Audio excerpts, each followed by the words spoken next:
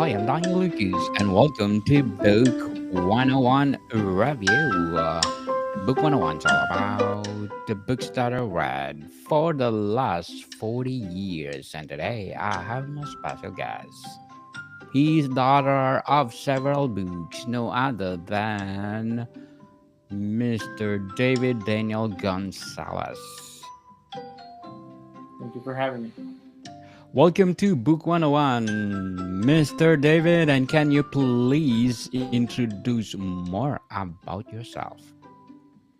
Yes, I have a master's in religious studies, and I've been doing a podcast for the last 10 years on Radio Free Nashville. It's a community station in the Nashville metro area.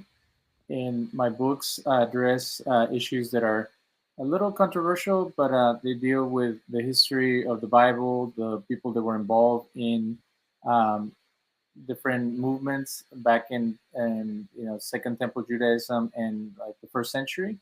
And I want to educate people about these interesting subjects because there's a lot of misinformation out there about these groups. Mr. David Gonzalez, thank you for sharing your books to the world and thank you for empowering us. So, what is the initial steps that you take to begin the process of writing, such as your books right now? Well, the books are short books that were written originally as essays for my master's, and I've expanded them a little bit in some of the research I've done through my interviews. But most of all is getting these topics that have been vetted by my professors as well as using the sources. Um, there are many books out there that they just share their thoughts or they use sources very willy-nilly. When you have it peer reviewed, then there's some sense of pride that people who are experts on these subjects have looked at them and they can check out the information as being um, verifiable and in line with the sources that you're using. How important is outlining before diving into the writing the first draft? It's very important for me. I English is my second language. I'm originally from Mexico, and it's a long process. I think an English speaker would have a easier time getting these, even a short book going. For me, it's a lot of rewriting and a lot of um, getting my ideas out and then going back and working through the grammar. I learned English phonetically first, and I didn't do reading and writing until the end.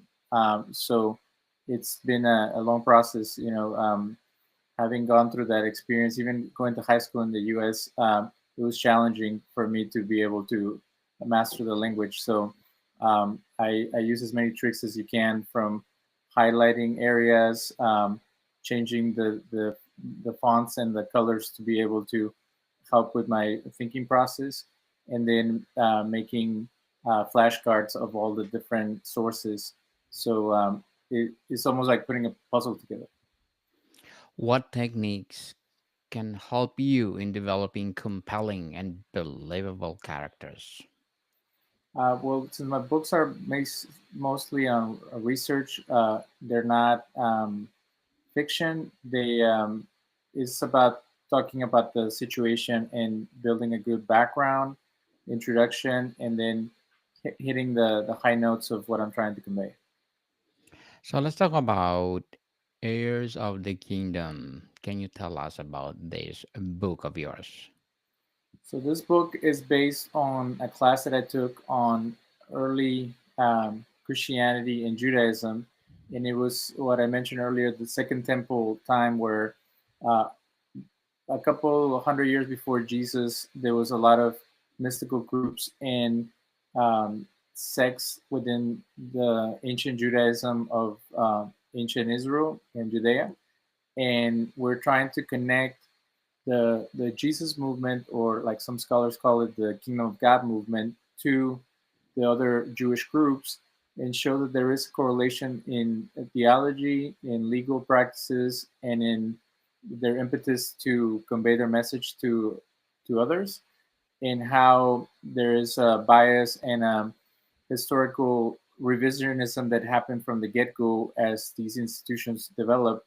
And by institutions, I mean the early church, which later became Byzantine, and then Greek Orthodox and Roman Catholic, or Eastern and Western uh, Christendom, where they wrote their version of what happened, and there's actually archaeological, anthropological, and historical information that fills in the gaps, and it contradicts some of their assumptions.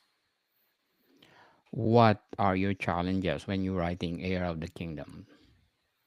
Well, the challenge is putting yourself in that time period. It was a very tumultuous time. There was a lot of war. A lot of the records were burned.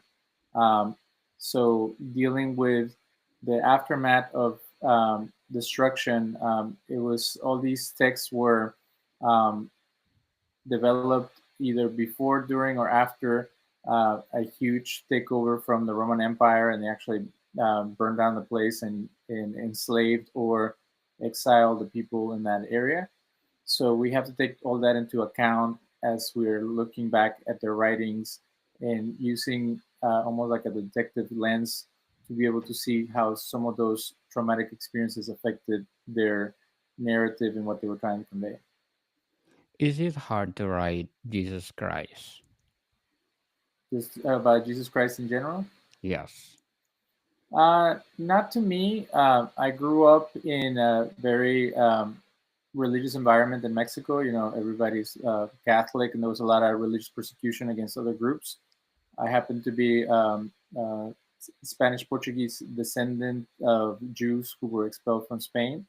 So it's been difficult being different and growing up around people who held different perspectives, and then coming to the U.S. and having my own unique way of doing things. So when we talk about Jesus, we talk about Jesus in the midst of a lot of persecution, conflict, and discrimination that was happening back then. So if we can separate the Jesus of the theological, um, encyclicals and documents from the official churches versus the historical Jesus, which was um, a Judean peasant who had a pacifistic message and was trying to overcome the many challenges of that time. I think that if you can, for me, it's not that difficult to do that because he was a very unique person that people need to learn a little bit more about. So if you want to make another book of Jesus Christ, what will be the title? Well, there's something that I've been toying around in my podcast, which is called Jesus the Israelite. And what I mean by Jesus the Israelite is that if we don't take into account his relationship to the Israelite kingdom or the Jewish people of his time, then we're really missing a big chunk of who Jesus was.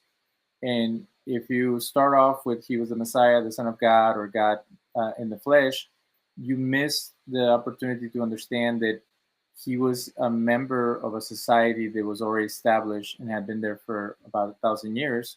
So, as a member of that society, he had responsibilities and commitments that he was following, such as worshiping at the temple and the synagogue, bringing sacrifices to the temple, being part of the rituals that men took part of, including what Christians call baptism and we call tevila, which is immersion into the waters for purification, the way you deal with bodily um, things, the requirements of a man to get married, to have a family.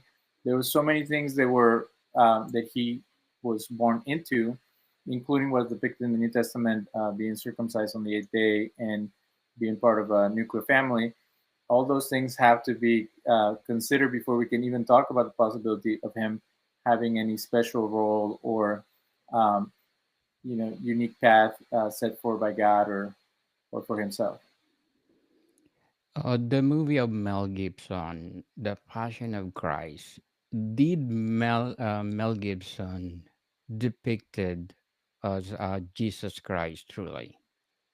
No, because he had a very biased and even twisted perspective. So there was a saint named Saint Anne Catherine Emmerich, and her biographer was a very ardent anti-Semite.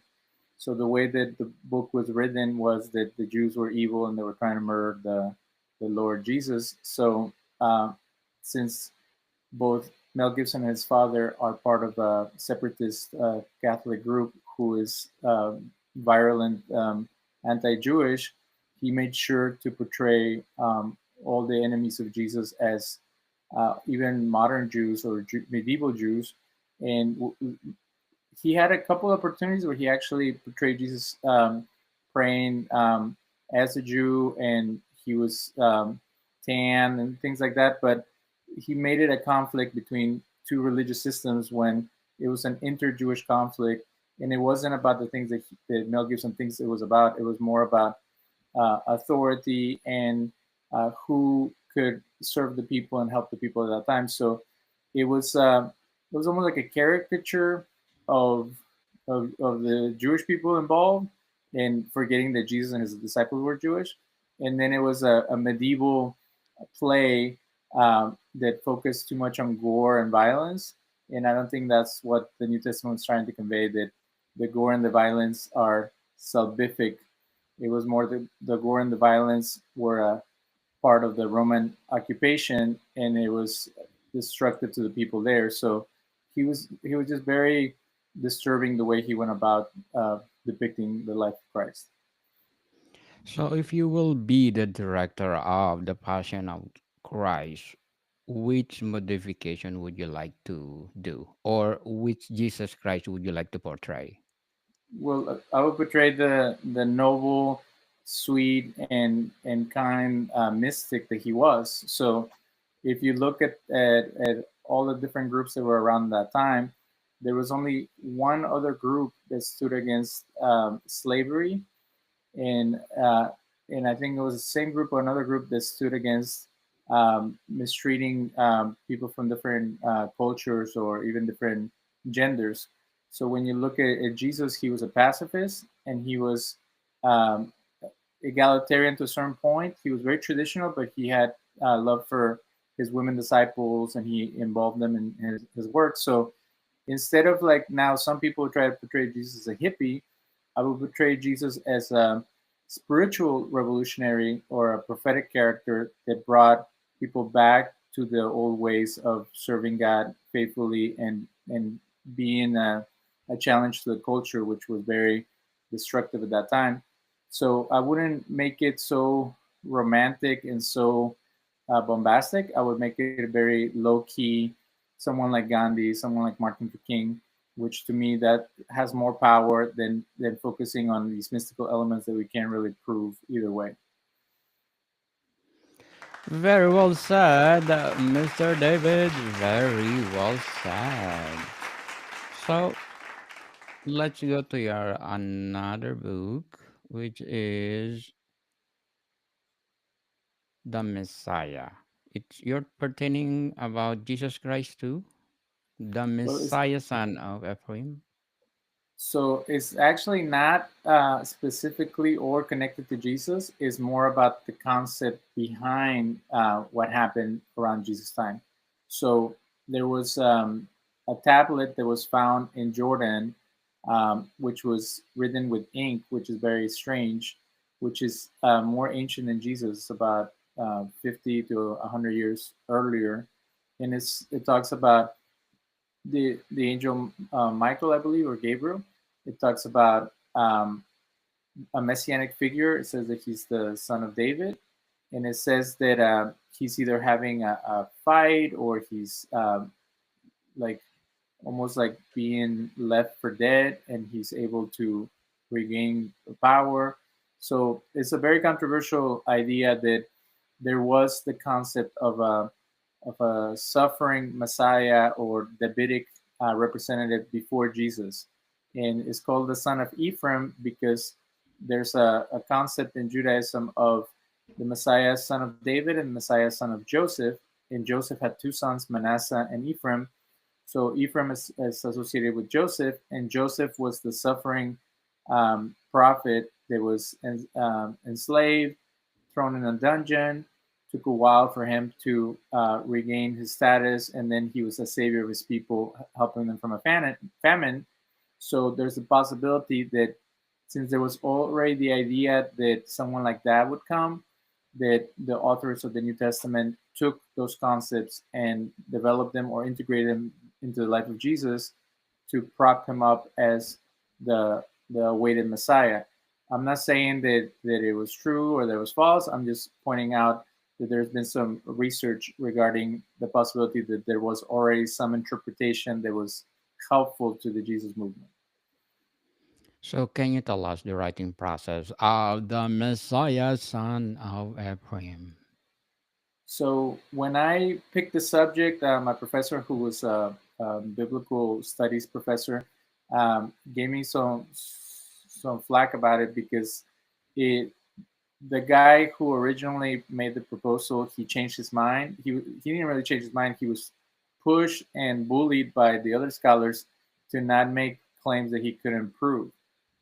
He's a well-respected professor in the Jerusalem Institute, and he speaks Hebrew, and he's an Orthodox Jew.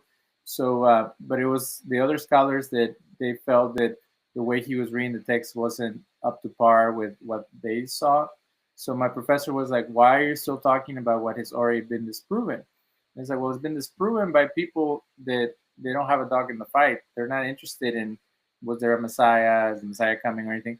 They're more interested in the logistics and how it's impossible that anybody prophesied or brought this up before Jesus came around because they see what Jesus did and what his disciples believed as novel. It was made up as they went. So this idea that it was already there is very controversial.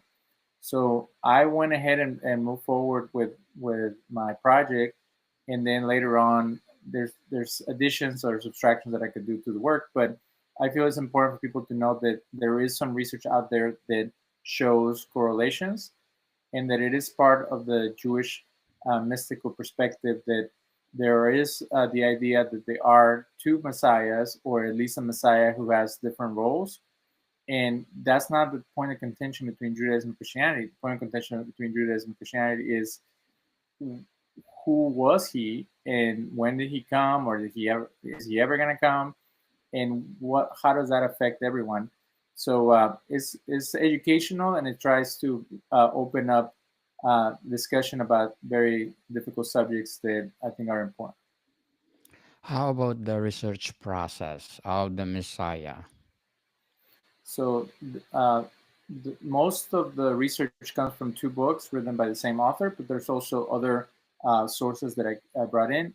A very interesting source is the Professor James Tabor, who has been a recent guest on my show, and he has very out of the ordinary ideas. Um, One of the my favorite books in the New Testament is the Book of Revelation, and Dr. Tabor believes that that book was written not as an originally Christian book. It was a Jewish mystical book, and then it was added things about Jesus on it. So I don't delve in that into the Messiah, son of Ephraim, but there is some connection where there's a passage in the Book of Revelation that mentions two prophets that come and they die and then they come back to life 3 days later. It is believed that that was there before. So the biggest contention of the book is is that idea that can someone resurrect after 3 days, and that's what it alludes to it in that tablet that they found. So the research is very meticulous to see is that even a possibility? Did that exist at that time? There are other books in the future years that were written about that. So why was there this obsession with someone dying and returning in 3 days? And in the ancient scriptures, it talks about how uh, Israel is almost depleted and destroyed, and then it comes back to life from the ashes. So there might be some ideas related to the Jewish people as a whole. And again, it's kind of out of the ordinary situation, but it's an important thing to bring up. Very important. So, did you do research also because there's a speculation that Jesus Christ is married. And did you do a research for that matter? That has come up in my podcast because, like I mentioned earlier, that it was an expectation for a male, especially at age 30. He's kind of old by that time. They say that people died around 40 or 50. He should have been married by then. But what people don't understand is that at times of persecution, at times of prophetic enlightenment, a lot of men would either take a vow of chastity, or because of the circumstances did not have a family because they had a higher purpose, or their physical and familial needs weren't the priority. Priority was to lay down your life for the purposes of God. So it's controversial, the idea that he would be married, but it's more controversial that he wouldn't be married because it was expected for men to be married, and one of the first commandments is to reproduce. Um, Yes. on the other hand, because he had a special role, kind of like the Apostle Paul said, it's better not to be married because there's so much persecution and so many people coming after you. It's kind of like the superhero idea that if everybody knows who Spider-Man is, they're gonna come after his girlfriend. So if you're a prophet, or a man who's standing against the oppressors, they're not only gonna kill you, they're gonna kill your family as well. So which one is difficult to write? Heirs of the kingdom, or the Messiah, son of Ephraim? I don't find it difficult because they're both subjects that I care about. I think that what's difficult is how to convey that to the public. So I think I've only been interviewed once about one of these books. There's another book I wrote about the prophets. I've talked about that one. I think the one about demonology I've actually had multiple interviews about because they're hot topics. So I have a group of books that are for religious folks, and then I have a group of books that are for the public and anybody interested. So the one about demonology that you're showing right now, that's the one that I've been more able to describe and promote. And there's an audio version of it, so like that people can have access to it more easily. And that's also a very complicated subject, and people will give you the goofy version of what demonology is. This is a very scholarly perspective, and I think it helps people stay away from superstition and things that can be harmful if you get too interested in demons and lose your mind in the process. So can you elaborate more what is all about this demonology of ancient Israel? So throughout religion, there's two concepts. There's the concept of mysticism, and there's the concept of rational thought. And a lot of people think that if you believe in any religion, you put your brain at the door and you just follow your heart or your spirit, and that is not fully true. You can have an integrated view of the world, which you see the natural world and a scientific inquiry about what's going on, and also be open to the possibility of there might be some forces that we don't know about. So the purpose of this book is to share that my theory that the reason that the Jews and later Christians believed in demons is because they were trying to make sense of the natural world, and they didn't have the scientific knowledge or the language to be able to understand it fully. So I proved through my research that a lot of the demons mentioned in the New Testament and in the Talmud, they're actually gods of the Canaanites and other groups that lived in that area. So a group would start worshiping a deity, an idol, and they would give it human characteristics. So an example is Baal. Baal was the god of fertility. He was a male. Some of the images depict him something like a phallus or just a warrior. And then later on, Jesus was called in a derogative way the Beelzebub, or the Lord of the Flies, which that was the title for Baal. And Baal in Hebrew means master, so he's the master of the flies. And it is believed that the way that the people worship Baal in Akron was by defecating before his altar. So it was a very offensive thing to call Jesus not only a devil or a demon, but the king of demons, which was associated with filth. But that was an accusation that different groups would use against their enemies. They would say, "You're a pagan. You're filthy. You're not pure like us," and they would toss you out uh, into the garbage in a sense. So, but if you don't know the context or how the pagan groups worship at that time, you don't understand that it was an interreligious conflict trying to defame him as illegitimate. And then they're claiming that Beelzebub has power, and they say, you perform exorcisms by the prince of demons. First of all, where do exorcisms even come from? How can a human being be possessed by a demon when the original angelology of the Bible is that demons don't have bodies, or if they have bodies, you never see them take on a different body. So I go through all that, like the history of angels, the history of demons, and how with time it developed into this very fearful idea that you can have an unclean spirit that comes from some form of ancient foreign worship or some form of giving yourself over to evil forces. So, Mr. David, what will be your advice for those aspiring writers out there who want to write about religion?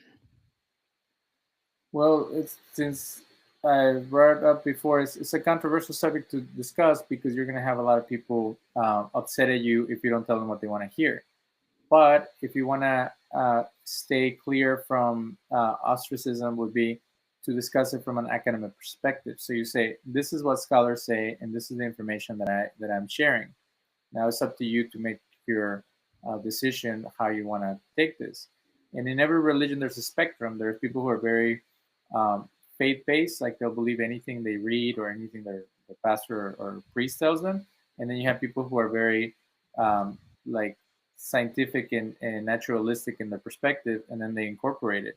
So if you have people who are more logical and people who are more emotional and spiritual, you can meet them halfway by saying, well, let's look at it from both perspectives. If there are demons, what are their capacity? What are they able to do?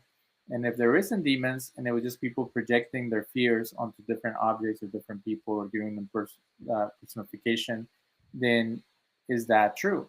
So, since I come from a very superstitious culture in Mexico, I want people to step away from that and look at it clearly and then be able to make better decisions without falling into these fears of the unknown, which is what I'm trying to help them avoid. So, Mr. David, what will be your short term and long term goals in writing?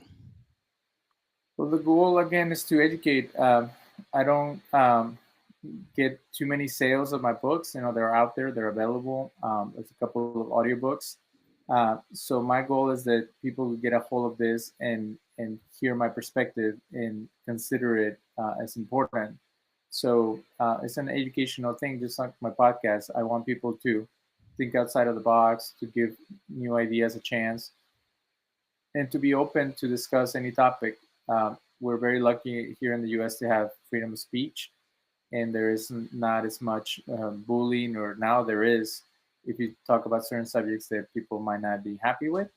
But unless we talk about them, we cannot get things out in the forefront, and we cannot learn from one another and grow.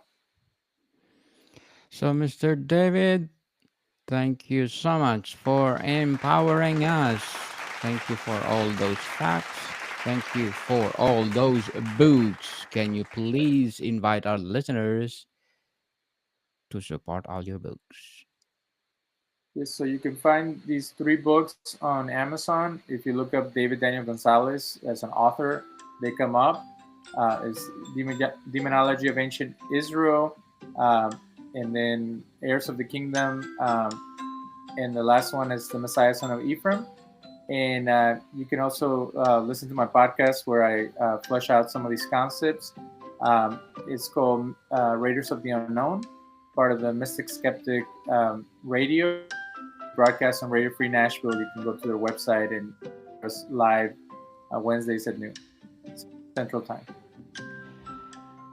Mr. David Daniel, thank you so much. And people, let's support Mr. David Daniel because if you support him, more religious books to come. So, Mr. David, thank you for your time. Thank you. I appreciate it. Modicon people, see you soon.